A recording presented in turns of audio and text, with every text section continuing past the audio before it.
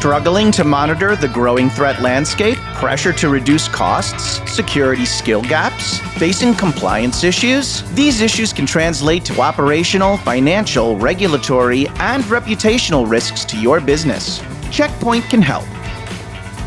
Checkpoint combines an MSSP enablement program, cloud-delivered multi-tenant management, SOC platform, and superior threat intelligence capabilities to give MSSPs the confidence to grow profitably at a reduced risk. Checkpoint is 100% channel-driven.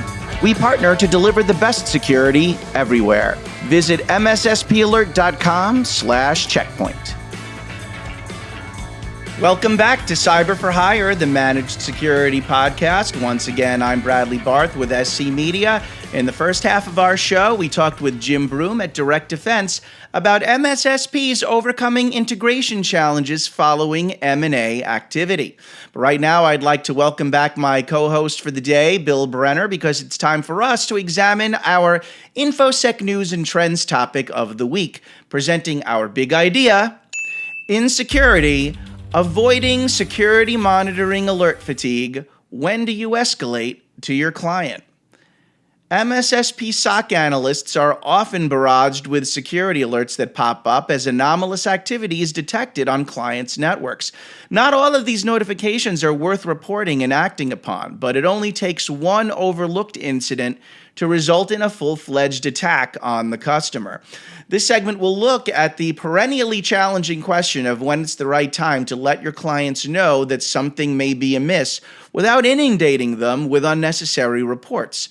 We'll also examine how automation can help reduce the burden on strained SOC analysts. Bill, as always, we'll jump right into things. I feel like this is something that really needs to be individually negotiated with clients in terms of what the right threshold is for an alert being escalated to the client. But with that said, if you're an MSSP with a SOC that monitors a whole bunch of different clients at once, maybe having different policies and configurations for each one represents too much complexity, and maybe you need to set the tone or the guidelines to some extent. So how do you balance those conflicting interests there? Yeah, that is a complicated one, because on the one hand, you want to be fast. When you spot something that looks suspicious, you want to be on top of it. But you also want to make sure you know exactly what it is you're dealing with. Because if you are too fast on the trigger when it comes to alerting the client, then you run the increased risk of telling them the wrong thing or giving them misinformation, or you go back later and you find that it wasn't what it originally looked like, which can be embarrassing. I think this is why automation is such a holy grail item, because automation is how you more quickly identify and analyze some piece of attack activity or some kind of vulnerability, but you want to be as accurate as you can be. So it's always going to be that balance. I think that if you're the MSSP, you really need to be sure you know exactly what you're looking at before you escalate to the client. Because, false positives are a thing. Applications that don't play well together are a thing. And there are a million reasons why something can look either more ominous than it is, or maybe not stand out as much as you'd like it to. Mm-hmm. But, it's funny because if you look at the flip side of things too, right, you talk about just completely inundating your clients with too many reports and not wanting to, flood them with all sorts of information, especially when they could be false positives. But you just know the one time that you don't pass along some kind of important piece of intel, that's going to be the time that it was truly a precursor or an indicator to an attack. And that might even be worse of a scenario where you didn't end up escalating and then something bad happens. Yeah. It's a hard balance. Absolutely, 100%. I'm going to bring up automation more shortly in terms of how that fits into the picture, because certainly that can help. But even there, at times, if you rely on some certain automation tools, you still have to at times configure certain settings and guidelines even to those tools and implement certain rules. So let's talk about rules a little bit.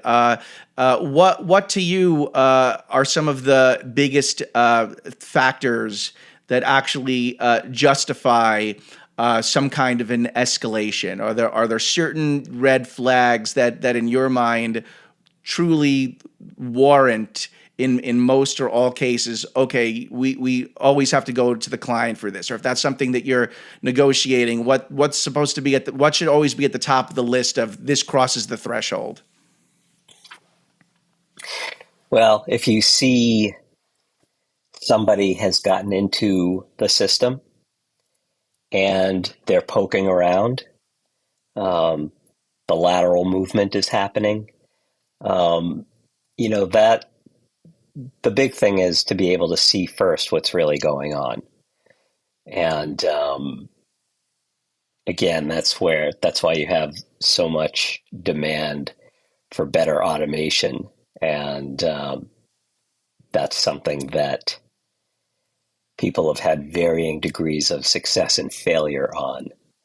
But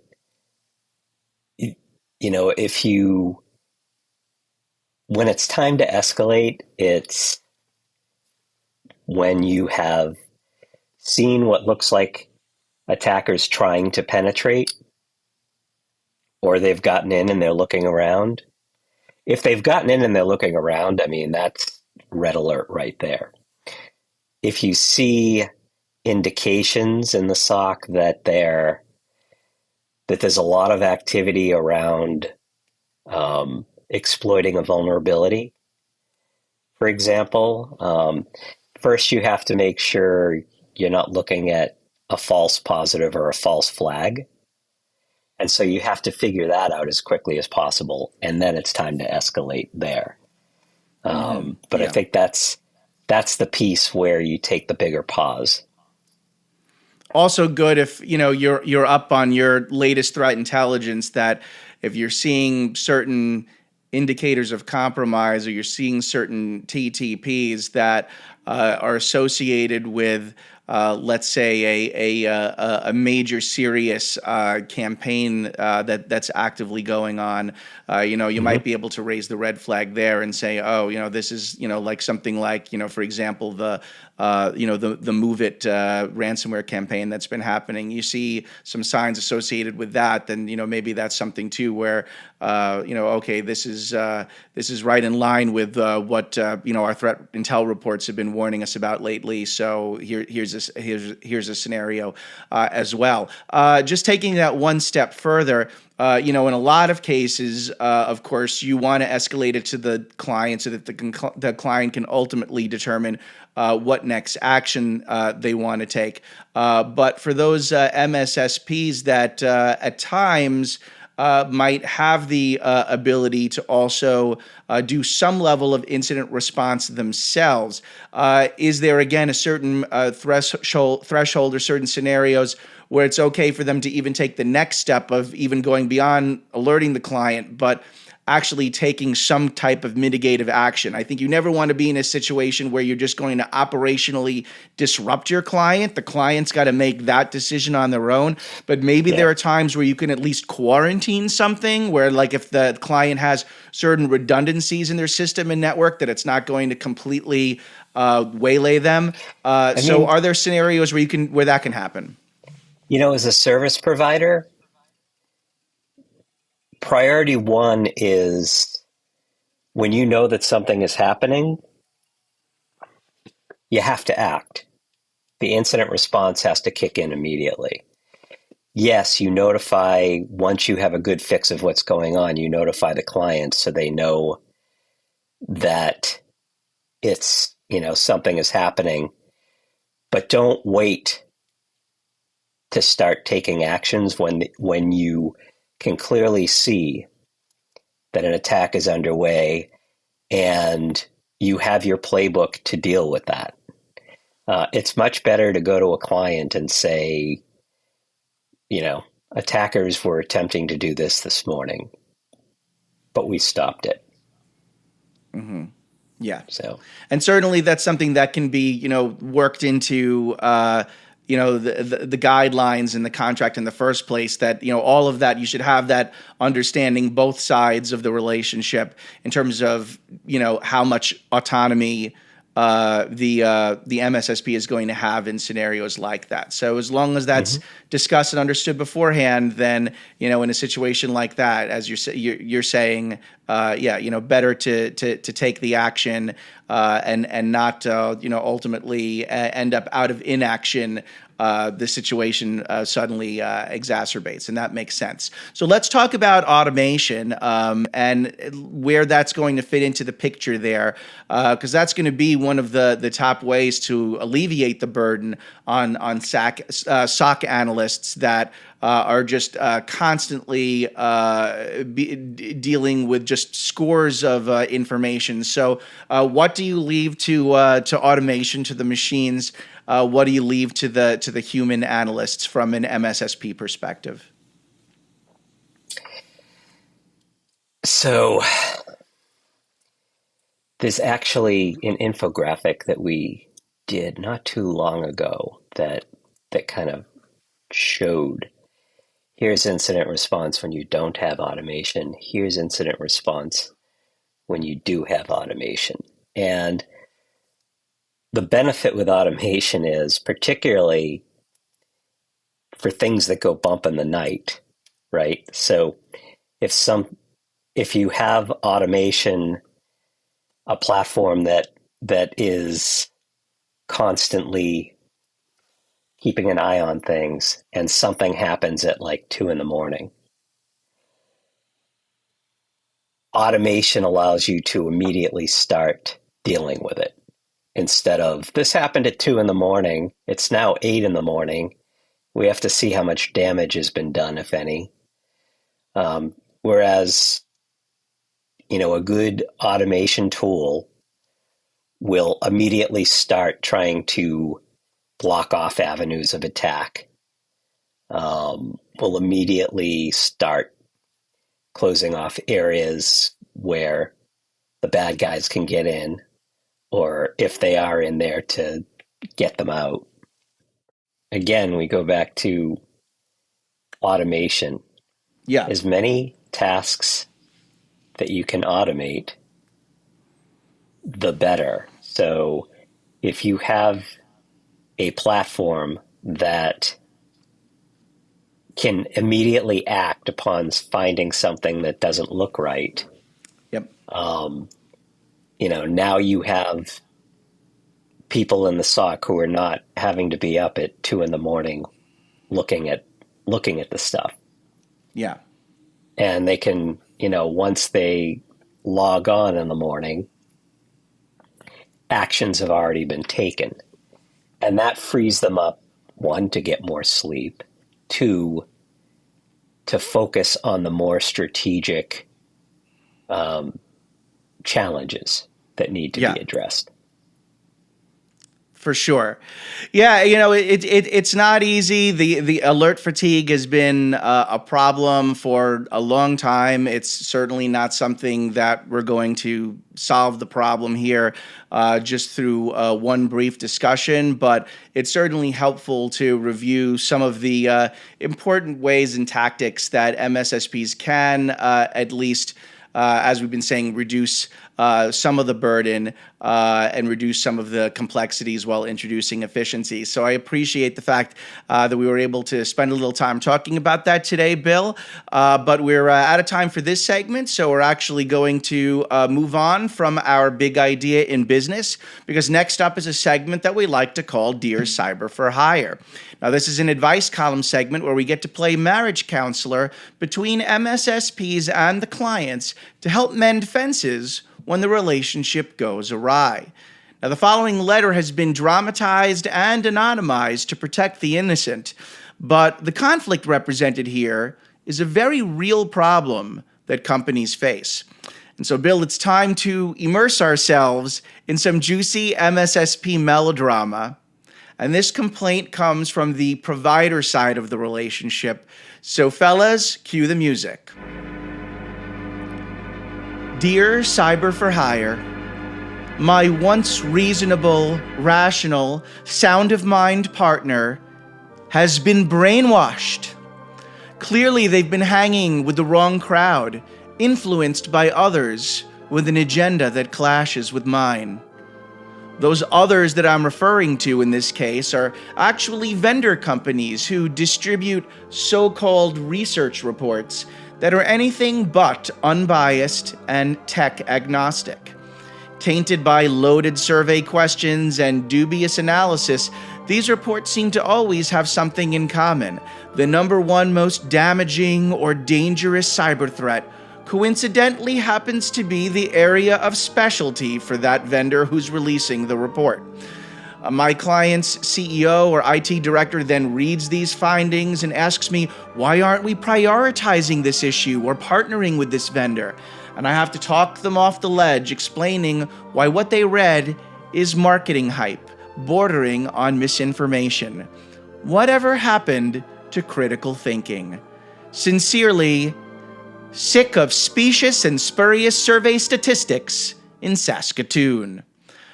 Bill, on one hand, it's good that the client is reading up on these things, trying to keep up on the latest trends, but you have to know who your reliable sources are. That's not always easy in this business, is it? It's not. I mean, when security vendors put out reports, first thing I want to say is just because a security vendor has put out a report doesn't mean it's useless, right? It's knowing what you're looking for. So if you are looking at a report that's based on research and analysis, so the security vendor is analyzing the most prevalent attack types to happen, for example, and they're collecting that data from all of the tech that they have deployed among the customer base. That's useful stuff, especially if you use that particular security vendor. The other thing that can be useful is some of the survey type research that gets done, where they're talking to people in the trenches. But there's always going to be a tinge of bias, because the goal of the report is indeed, marketing, to show the world what you have and what you're doing for customers, and showing what you know. All important things, but I don't think you cut reports like that out of your diet, but you make it part of a more balanced diet. So what do I mean by that? Let's start by looking at what we do here at Cyber Risk Alliance, where we produce a lot of reports that are based on both research and things happening in the news. And we go at it from a more objective viewpoint, where we might include one vendor's report, but balance it against something from another vendor's report, right? We're when we do survey research, we're reaching out to our direct audience. And so it becomes more a more of an objective look. So you want to include that type of content into the diet of what you're taking in. So it's more about balance than who to believe or who not to believe. Mm-hmm. Yeah, absolutely. I think you summed it up well. You have to take it with a grain of salt. You don't just necessarily throw it out and discard it as being meaningless. There absolutely can be nuggets within these reports that can be useful to you. But at the end of the day, you do also just want to watch out for that, no good FUD, the fear, uncertainty, and doubt that sometimes certain vendors can start, pumping out excessively for the point of selling something. And over time, you start to, again, get a better sense of critical thinking, and you're able to separate some of the more valuable information from the not so valuable information. So thanks. Yeah, go ahead. Red flags to watch for. If a vendor's report is using language about how they're the only ones detecting this thing, they're the only ones remediating, when they start veering into that language, that's when you start to feel more like sick of specious and spurious survey statistics. In Saskatoon. Fair enough, Bill. Fair enough. Appreciate the advice. Another relationship saved. Hopefully our listeners have learned from this and don't make the same mistake. And remember, if you've been struggling with your managed security services relationship, whether you're the user or the provider, we want to hear from you. So please write to us at cyberforhire@cyberriskalliance.com, and we might use your letter in a future episode.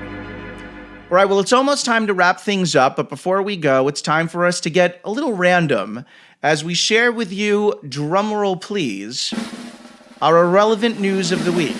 Now, this is a real news pitch that I've received in my inbox for reasons that are entirely inexplicable to me. Are you ready for this one, Bill? I am ready, more ready than I've ever been for anything. Okay. All right. So let's get random. Hello, Bradley. In an effort to bridge the connection between astrology and dating, the dating app Duo.com conducted a comprehensive study analyzing more than 500,000 of its users, and the results were outstanding. For example, did you know that Virgos are the most desired ones, and Scorpio and Cancer are a match made in heaven? Did you know that Leos claim the crown in wanting kids? These are the things that we really need to know, apparently. So my question to you, Bill, is number one, have you ever once based any decision in your life on astrology or horoscopes? And secondly, what would that look like if, let's say, a cybersecurity professional used astrology to make a key decision, maybe an MSSP for its clients? Like, let's take the last example. Should I share this alert? Should I escalate it to the client? What does the horoscope say today? So those are my two questions for you, Bill. I might be biased myself in saying this, but the second you start talking about security in astrological terms, I'm running the other way. I don't want to talk to you. Case closed. Fair enough. Yeah, I'm not sure if the best way of going about deciding what the fate of your client is going to be is to look up at the stars and constellations. I will say I have not had an astrology reading. I have not had, I think, other than maybe a relative doing it for me one time just for fun. I have not had my palm read.